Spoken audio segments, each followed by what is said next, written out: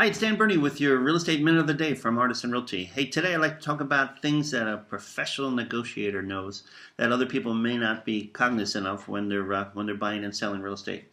The first one is when time is on your side, you can win the battle. For example, if you have all the time in the world to wait for a house to come down, you're going to be able to buy the property at a lower price because time is on your side. The person who understands time and can use time to their advantage usually will get what they want. The person who's impatient has to have an answer today, usually won't get the best results.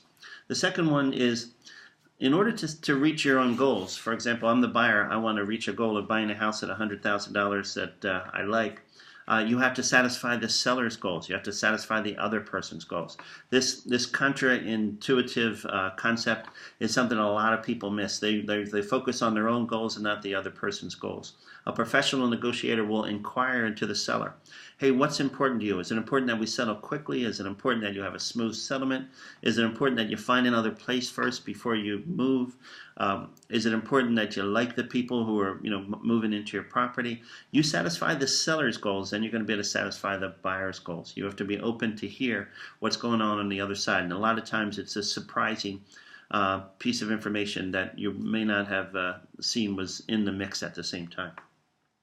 You also don't want a negotiator to deal in kind of foot-dragging tricks, bad negotiations, things that will create bad blood between real estate agents and therefore between buyers and sellers.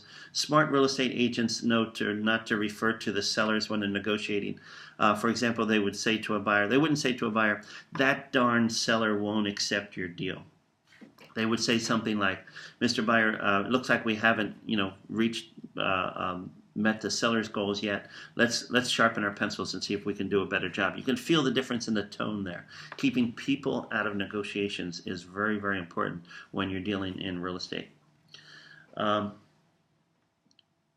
I think the smartest thing that the professional negotiators understand is that there are tactics being used all the time. Sometimes with full knowledge of the people who are using it, like I'm not going to call the guy back today, I'm going to make him sweat all day long.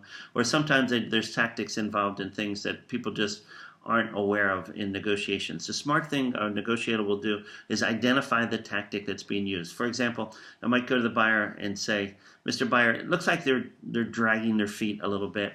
I'm going to call them on that. I'm going to go over to their office and have a conversation with them.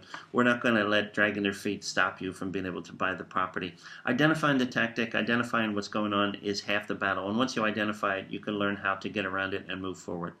Millions of things to know about in negotiation in real estate. Dealing with a smart, experienced real estate agent is the best way to have them working on your side.